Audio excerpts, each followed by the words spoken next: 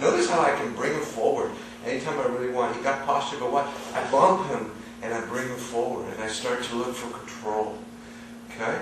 Now, another very powerful weapon that I use from here that's fundamentally sound and works is I open up just a little bit while I have this head control. Look, I'm bringing my shoulders under me, my elbow under me. I move my hip out a little bit.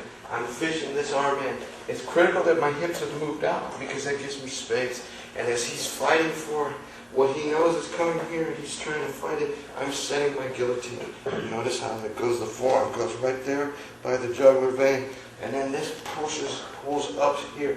Now, once again, I take my opponent and I bring him into me. And I wrap my leg and I pull and stretch him as I turn. And I'm pulling against his hips. I'm pulling him back. And I'm turning here. And I'm choking and turning the neck. Okay? So, in a real situation, I may just use the energy. As he's popping up, he's pulling me up.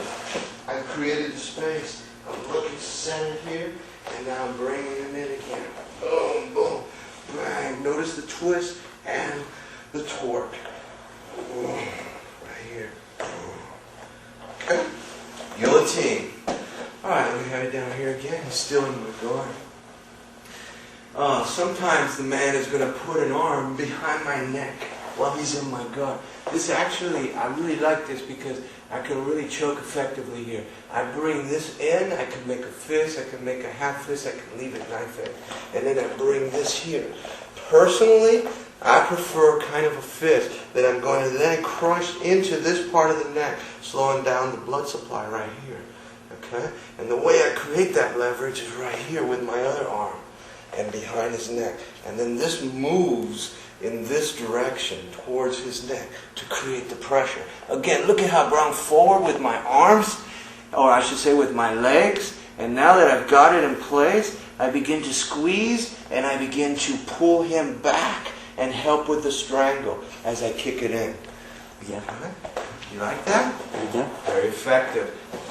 Alright, so a couple of little ways to finalize people when they're hanging out in my guard. Okay? Another way to finalize someone, especially if they're striking or if I've just been able to move the arm. But if they're striking with that arm, if I can pass it one more time, if I can guide it and pass it this way, I bring him in with my legs into this position. I'm going to need to move out to the side a little bit because what I want is a shoulder choke. Notice how this is around his neck, nice and tight. Come back here.